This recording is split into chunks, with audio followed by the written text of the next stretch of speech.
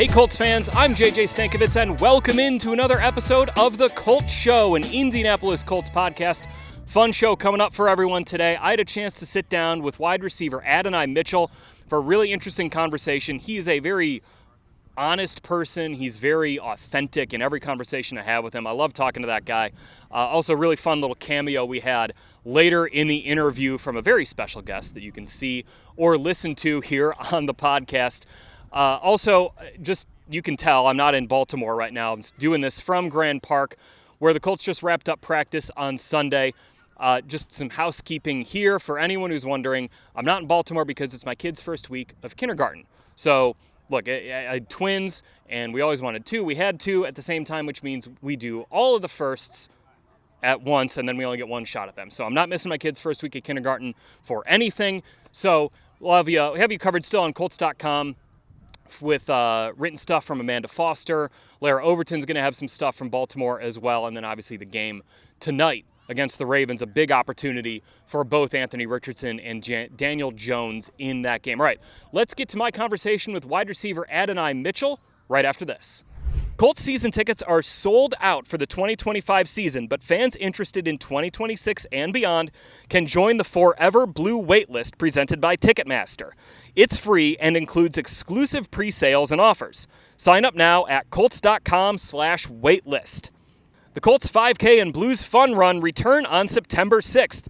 New this year, runners can add a discounted ticket to any of our 3 AFC South home games. Sign up today at Colts5K.com. As part of honoring Jim Irsay's legacy this season, fans can be a part of a 26-foot photo mosaic. Upload your photo or stop by training camp to be included. The mural debuts at the Colts home opener. Details at Colts.com/Jim Irsay.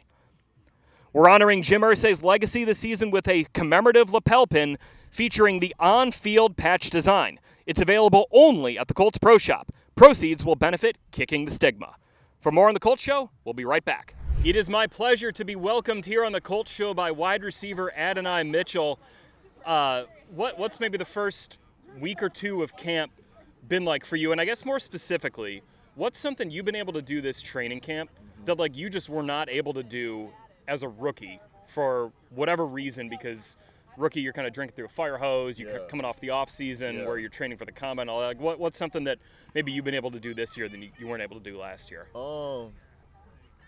I'd say probably be composed and kind of relax. A little calm in the chaos. You know, the first time we went around this thing, everything was like a freight train.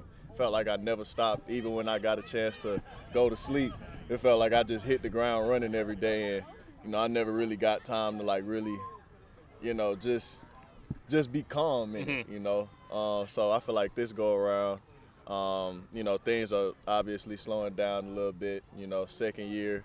I just really feel a lot more comfortable, to say the least. That's been the biggest difference from last year to this year. So what does that look like then, that, calmness, being more comfortable in those quiet moments that you were talking about, where last year, you'd go to sleep and it was still just you're still going almost? A lot of fear of the unknown from last year. And kind of this year is just, attacking everything day by day, but more so meeting by meeting, walkthrough by walkthrough, practice by practice. Trying to just soak up all the information that I can so that when I go out on the field, I'm ready to play. And, just the little things eating the right things, eating at the right time, just taking care of my body a lot differently. Now I'm, second time around. Last year I got the OTAs, then training camp. So that's two times we installed plays. Now we got OTAs and training camp again. So now I know what the plays are. Now I'm focused on how am I going to execute it while I'm doing what I'm doing. So it's not when the QB calls out the play in the huddle. Yeah. Are you thinking, what are you thinking about now that maybe you weren't able to think about last year? I'm thinking, okay, is it going to be cover 1, cover 3, cover 2, cover 4, cover 2 man? Now I'm thinking, okay, how am I going to execute this instead of, hold on, what do I got? I got an end. Oh, okay. Wait, what coverage is it? Then ball snap. And now it's just now you're just playing off of sheer athleticism and skill. Who maybe helped you out or has helped you out over the last year to just kind of be like, hey, like, this is what rookies go through. This is, some of those things. And, easy. Now you're kind of on the other side. Easy, Reg. Yeah. Reg. Easy. Like, we have talks probably 2 times a week. Like, I'd either come to him frustrated or like he see I was frustrated and like, he just put his hand on my shoulder and kind of just talk me through it and be like, man, like, you going through what I was going through my first couple years. And, we just, like, every Reg. Yeah, Reg, to say the least. Did he ever show you his stats from his first, like, year or 2 in the NFL? Yeah. Yeah. I mean, this is a guy who had 14,000 receiving yards, but, like, starting off, he had, like, 200. Yeah. I mean, like, having that guy in your corner, that's got to be really, really valuable for you. Definitely. What maybe is there like a saying? I know Reg is big like saying guy, he's a big phrase guy. Is there like a phrase that like rings in your head that he says that just kind of helps you maybe if you're having a tough practice or a tough day to kind of get through it? Dang, I gotta go back and think on that one. But I mean, I talk to him every day. So it more so be the day-to-day stuff. Like if I go out there, I run a bad route, I know he looking at me. Like I could feel it. I'm not even gonna look that way because I already know I messed up. Like I'm gonna just go in and show him something the next play. So you had that night practice out here on Thursday of last week when this comes out. You were all over making plays. What did that feel like in that setting where it felt kind of like Friday Night Lights, going out there making those kind of plays? Like what did that feel like to you? I mean, it definitely felt good. It's always gonna feel good, kind of being able to make a play for the team.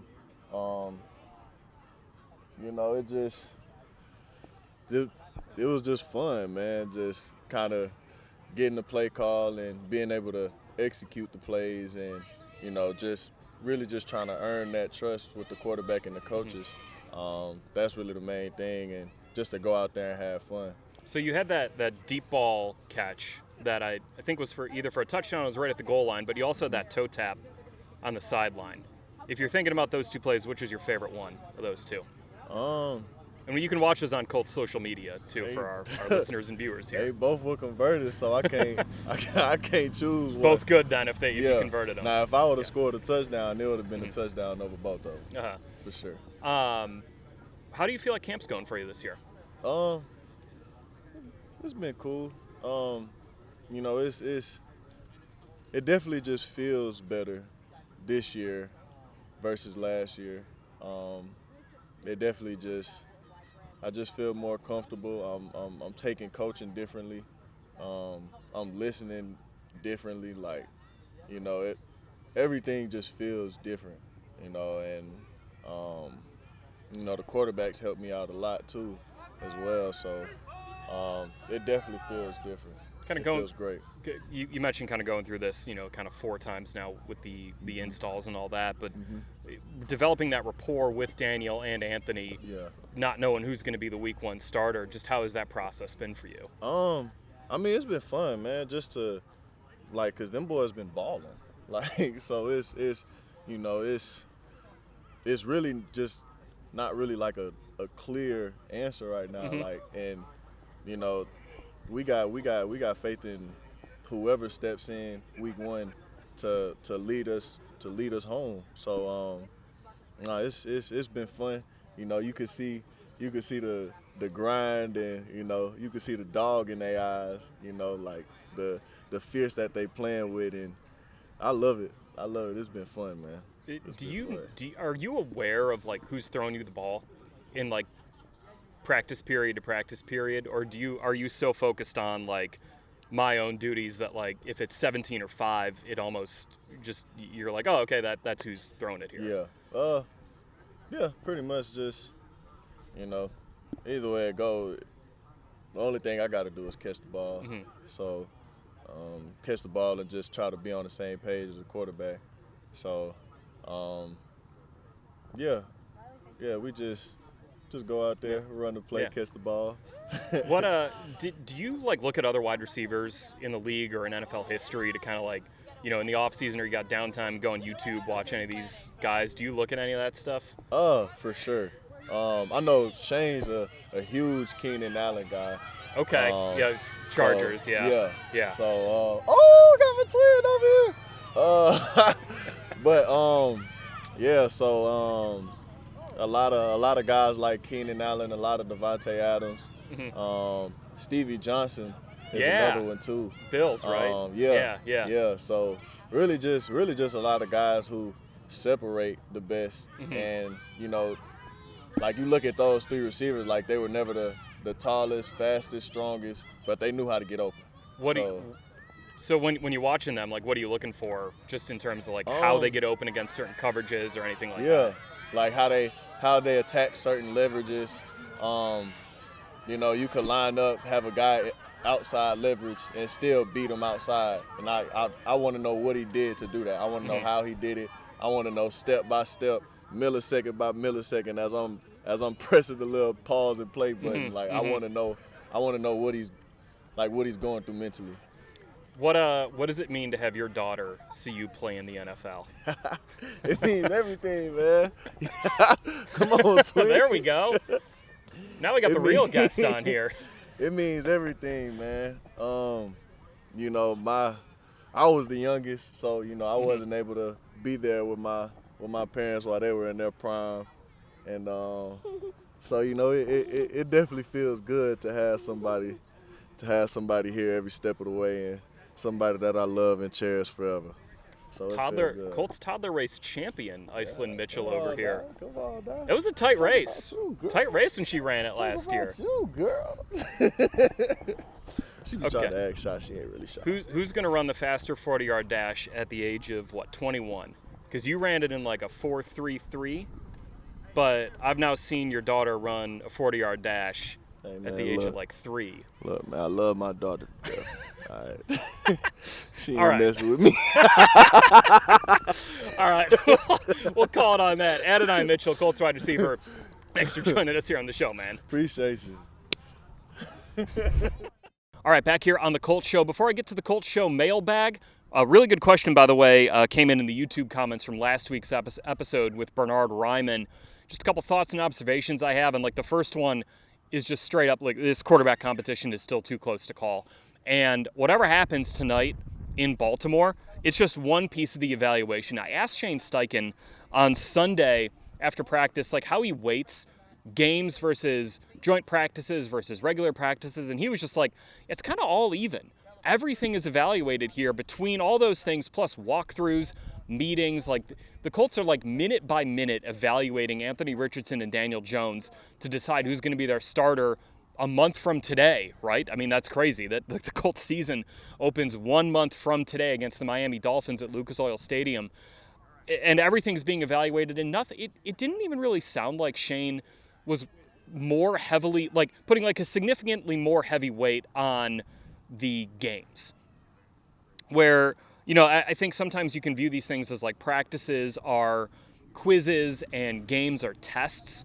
I think it's a little more just kind of like everything's a test at this point for Anthony Richardson and Daniel Jones. So we'll see what comes out of tonight. We'll have plenty more wrapping up tonight on Instant Reaction. That'll be out with Bill Brooks and Casey Vallier on Friday of this week, Friday morning. So stay tuned to that. And that's another Indianapolis Colts podcast. You can get that one on YouTube and also on your podcast feeds as well. The weekend before the joint practice, I think there was this maybe perception that like Saturday's practice out here where the Colts focused on red zone was like bad for both quarterbacks. Daniel Jones threw 2 picks. Anthony Richardson threw a pick. He had a number of other passes broken up. Not a lot of completions necessarily, but there were some good moments in there. Like both quarterbacks had nice throws for touchdowns. But I just like real quick on like the red zone stuff. That area is condensed in the field, and it's not necessarily an area where you're going to see a ton of completions in like a training camp setting, because the Colts are not doing a lot of their designery stuff down in the red zone where you're going to have Tyler Warren lining up all over the field. You're not going to have some of the really interesting zone read type stuff that you're going to get in the regular season with Anthony Richardson or Daniel Jones, whoever's back there. So I'm not like reading too much into it when it comes to the results of it. What I did like hearing was both from Shane Steichen and Jim Bob Cooter that they are like, they're teachable moments here. You're trying to work through this. I mean, look, the Colts do need to be better in the red zone. They were 22nd in the league last year in red zone offense. So that's got to get better. But it's not something I'm like, pulling the alarm over right now at this point of training camp. Continue to see really good performance from the Colts defense, and specifically like the defensive line looks like they're really ascending. Zaire Franklin, I'm taping this on Sunday, and Zaire in his media session, he was just like, you guys see Latu? Like Latu's getting hot. Like Latu's coming on. That's something like if this defense, which I think maybe one of the biggest stories I've had so far in camp has just been the way that the secondary is played. I don't know if I've talked about it on previous podcasts, but like this secondary is dialed in, even with Juju Brents and Jalen Jones missing some time. Travarius Ward has missed a couple practices here and there. Like that secondary is dialed in. Cam Bynum looks like an absolute like culture changer for the way that this defense can play in the back end. Kenny Moore II is having an awesome training camp. Justin Wally keeps making plays. But like if that defensive line gets a bona fide number one pass rusher, which like Latu still has work to do to get there, right? But like if he's able to take a step toward being that this year, like all of a sudden, I'm not saying there's your Trey Hendrickson, because that's who Lou Anarumo obviously had in Cincinnati, but like if you get like 70 to 80% of what Trey Hendrickson has been as a pass rusher from Latu this year, and you're getting double-digit sacks out of number 97, that changes the way you can play defense up front. And like the other thing I noticed today was the rush and cover worked great together. There are a couple plays on Sunday where, whether it was Daniel Jones or Anthony Richardson, they didn't have a guy open kind of when they got to the back of their drop, and then bam, here comes Samson Ebukam around the, hitting the loop around the edge to get a sack. Kwity Paye pushing someone in there to get a sack. DeForest Buckner had another really good day. Like that defensive line's starting to really come together. And again, just for all the attention we keep giving the secondary, that D-line is still going to be huge in that rush and cover working together. Not something that maybe was a part of this defense over the last couple of years. It kind of felt like rush and cover were not always working sort of in unison as much as they needed to. So far in camp, you're seeing that, and that's a really encouraging sign. All right, let's get to the Colts Show Mailbag. Remember, you can submit your questions on Colts.com/mailbag. Send them to me on social media or drop them in the YouTube comments of this episode. This question comes from the YouTube comments, again, of last week's episode with Bernard Ryman, and it is from @Deadman21122. Outside of the players, Lou and Shane. So we're saying we're not talking about players, we're not talking about Lou Anarumo or Shane Steichen here, which I like the way this is phrased with players, but then also your defensive play caller and your offensive play caller. Who on the supportive staff has started to have a good amount of impact on the overall team development? If you can, mention one for all three sides, offense, defense, and special teams. All right, really good question here, because I like kind of highlighting guys who maybe don't get as much love out there as maybe they should. So offense, this one is a layup for me. It's offensive line coach Tony Sparano Jr. And don't take it from me. Take it from the bank accounts of Bernard Ryman and Will Fries, two guys who he has developed. Like those are the two young guys who, were in starting roles in 2022, toward obviously in the second half of that season. Tony Sparano Jr. comes in, and those are the two young guys who he needed to develop. He inherited Ryan Kelly, Quentin Nelson, and Braden Smith, three guys who were already established veterans. Quentin Nelson, an all-pro, Ryan Kelly, a Pro Bowler, Braden Smith, a really solid right tackle. But he wound up developing Bernard Ryman and Will Fries into two rock-solid players on the offensive line, Ryman at left tackle, Fries at right guard.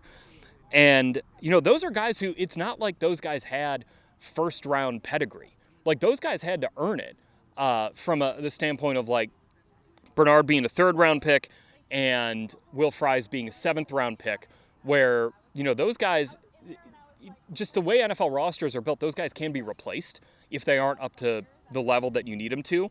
They're not going to get as many chances as a first-round pick, is what I'm saying. And those guys took Tony Sparano Jr.'s coaching, and they ran with it into, again, being really good players there.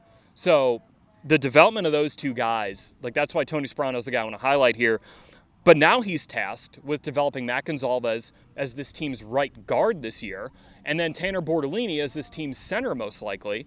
The track record's already there for Tony Sparano Jr. in the last 3 years with this Colts team, so I have an immense amount of trust that he will get Gonzalez and Bortolini to being good NFL starters as a baseline for this offensive line. I always kind of like to view offensive lines as like a weak link system, and if he can get, Bortolini and Gonzalez just to like a certain level, this offensive line is going to be really good. Quentin Nelson's still an awesome player. Bernard Ryman, like I mentioned, solid NFL left tackle. He's probably, like, if you look at some of the PFF stuff, he's top 10 in the league at tackle. And then Braden Smith, everything we've heard and talked to from Braden, he's back. He's fully back. And when Braden Smith has been on the field, he's been a good player, especially as a run blocker. That is where he's had a lot of success in this league. So feel really good about the offensive line. All right, on defense, a little bit tougher here just because we don't know as many of these guys. Charlie Partridge is a holdover from last year's coaching staff, the defensive line coach. A couple guys in assistant roles like Matt Raich, Brent Jackson, Cato June on this team. But I want to highlight Chris Hewitt, the Colts pass game coordinator and secondary coach, because he spent his entire coaching career in the NFL with the Baltimore Ravens. And for the last decade, he was in roles as a secondary coach, DBs, pass game coordinator, whatever it might be, for 3 defensive coordinators in Baltimore, all of whom play different kind of styles of defense. Dean Pease, a very highly respected veteran defensive coordinator in this league, was the guy he worked under to start. Then it was Wink Martindale, who, I freaking love Wink Martindale. The way he just zero blitz, over and over and over again. Loved watching his defenses. Definitely a different way to play defense. But a guy who, again, you're blitz heavy. How does that impact the secondary? And then Mike McDonald, who's now the head coach of the Seattle Seahawks, a guy who's extremely creative in how he used his DBs. Specifically, you had Kyle Hamilton in there turn into one of the best safeties in the NFL. Under Mike McDonald, Chris Hewitt having a hand in coaching him there. So I'm interested in just how that experience, specifically in playing different coverages with different pressure packages, aligns with Lou Anarumo, who's a very multiple guy as a defensive coordinator, a guy who is going to send more simulated pressures than we've seen in the past here. So, and Chris Ballard said at the NFL Combine, the Colts felt lucky to be able to get Chris Hewitt from that Baltimore Ravens staff. So nice addition there. And then the last guy here, maybe it's a little bit cheating to go with the special teams coordinator, but did you know, since Brian Mason took over as the Colts special teams coordinator in 2023, they are tied for the NFL lead in blocked punts. They have 3. Technically, they have 3. In reality, they have 4 because one block punt against Tennessee in 2023, if you remember that one, that was one where Tennessee's punter got significantly injured on the play, but it counted as a fumble because I think it was Tony Brown got to Ryan Stonehouse so quickly that he didn't even get the ball to his foot for it to count as a punt. So really, I would call it 4 block punts. And Brian Mason, this dude is he's like a mad scientist with the way that he draws up punt block schemes where he messes with opposing teams' protections in a way that's really unique and really, really interesting. The leverage he's able to get his guys and to get free runners. I love nothing more than watching Shegu Alubi, who's one of the fastest linebackers in the NFL, come just screaming off the edge unblocked. And as soon as you see number 50, no one gets their hand on him. It's that ball's getting tipped. That ball's getting blocked by him. So Brian Mason, really, really cool stuff that he's doing in punt block, which those are, you may only get 1 or 2 of those a season, but those are game flipping type plays where instead of you're taking over at the -30, you're taking over at the +10, or maybe you're even getting a touchdown out of it. Those are plays that can flip momentum in a game. So shout out to Brian Mason again. Really good question there from the YouTube comments. You can submit your question again in the YouTube comments of this episode for next week's episode, or you can go to Colts.com/mailbag or send them to me on social media. That's going to do it for this episode of the Colts Show and Indianapolis Colts podcast. Give us a 5-star review. Subscribe to us on your podcast network of choice here on YouTube as well. And we'll talk to you next week, right when the Colts are going to have a joint practice here at Grand Park with the Green Bay Packers to close out training camp. Talk to you then. So long.